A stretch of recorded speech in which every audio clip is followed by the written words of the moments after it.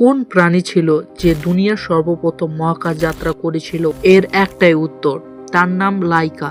আসলে এর আগেও অনেক প্রাণী গিয়েছিল, যেমন ধরো কিছু মাছি, ইঁদুর, যারা লাইকার আগে মহাকাশ যাত্রা করেছিল। এছাড়াও একটি বানর ছিল যার নাম অ্যালবার্ট, যে লাইকার প্রথমে 1948 সালে সাব অরবিটাল যাত্রায় অংশ নিয়েছিল।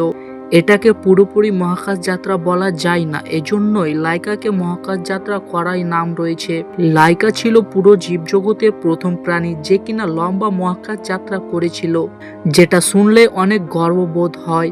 কিন্তু সত্যই কি লাইকা একটি খুশিপূর্ণ প্রাণী ছিল, যেমনটা আমরা ছবি কিংবা খবরের কাগজে দেখি? আসলে সত্যটা কি, আজ এই ভিডিওতে সেটাই জানবো। 1915 সালের আগে মানুষকে পৃথিবী থেকে মহাকাশ যাত্রায় পাঠানো তখনকার সময়ের সায়েন্টিস্টদের জন্য অনেক বিপজ্জনক কাজ ছিল। সেই মহাকাশ যাত্রায় মানুষেরা বেঁচে থাকতে পারবে কিনা সেটা জানার জন্য বিভিন্ন ধরনের জীবজন্তুকে মহাকাশ যাত্রায় পাঠানো হয়েছিল। সাল 1957, মস্কো, যেটি রাশিয়ায় অবস্থিত রয়েছে। মস্কো শহরের রাস্তায় লাইকা নামক এক সাধারণ কুকুর ঘুরে বেড়াচ্ছিল। তখন এর বয়স ছিল মাত্র 3 বছর। তখন কি সে জানতো যে মানুষের ইতিহাসে প্রথম কুকুর হিসেবে সে মহাকাশ মিশনে যাবে? এরই মধ্যে রাশিয়া স্পেস মিশনে প্রথম মহাকাশযান স্পুটনিক 1কে সঠিকভাবে লঞ্চ করে দেয়, কিন্তু এতে কোনো জীবিত প্রাণী ছিল না। এজন্য রাশিয়ার বৈজ্ঞানিকরা ভাবলো, কেননা এবার কোনো এক জীবিত প্রাণীকে স্পেস মিশনে পাঠানো যায়। রাশিয়ার বৈজ্ঞানিকরা এই মিশনটি তাড়াতাড়ি করতে চেয়েছিল। এই জন্য লাইকার মহাকাশযানটি তৈরি করতে সময় লেগেছিল 4 সপ্তাহ, যার ক্ষতিপূরণ পরে ওই কুকুরটিকে দিতে হয়েছিল।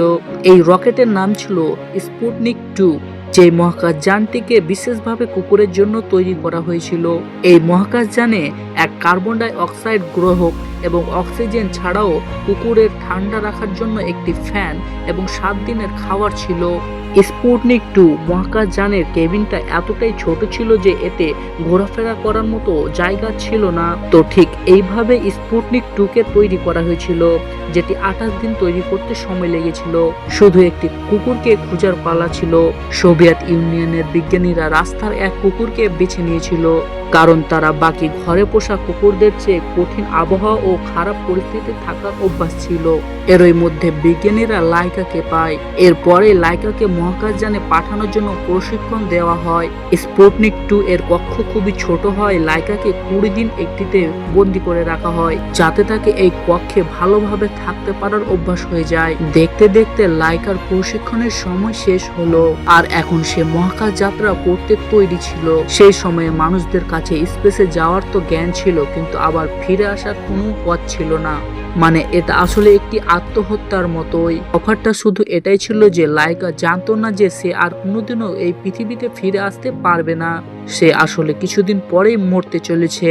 তো লাইকাকে মহাকাশ যাত্রায় পাঠানোর আগে ওখানকার একজন বিজ্ঞানী লাইকাকে নিজের বাড়িতে নিয়ে যায়। তার জীবনের শেষ সময়ে নিজের ছেলের সঙ্গে খেলার সুযোগ করে দেয়। তারপর লাইকাকে সারা জীবনের মতো বিদায় দেওয়ার সময় চলে আসে। তাই ফাইনালি লাইকাকে স্পুটনিক কক্ষের মধ্যে বেঁধে রাখা হয়, যাতে সে নিজের জায়গা থেকে বেশি হিলাহিলি করতে না পারে। 3 নভেম্বর 1957 সালে স্পুটনিক 2 সঠিকভাবে লঞ্চ হয় এবং লাইকার সাথে স্পুটনিক 2 মহাকাশযান এগোতে থাকে। কিন্তু টেকনিক্যাল ফল্টের কারণে রকেটের একটি অংশ আলাদা হতে পারে না। হয়তো 4 সপ্তাহে একটি মহাকাশযান বানানো অনেকটাই কঠিন কাজ ছিল, আর এরই কারণে লাইকার কক্ষের তাপমাত্রা বাড়তে লাগে। সে কষ্টে ছটফট করতে লাগে। প্রায় 5 ঘন্টা থাকার পর লাইকার মহাকাশযান থেকে সিগন্যাল আসা বন্ধ হয়ে যায়, আর এরই সঙ্গে লাইকার মৃত্যু ঘটে যায়।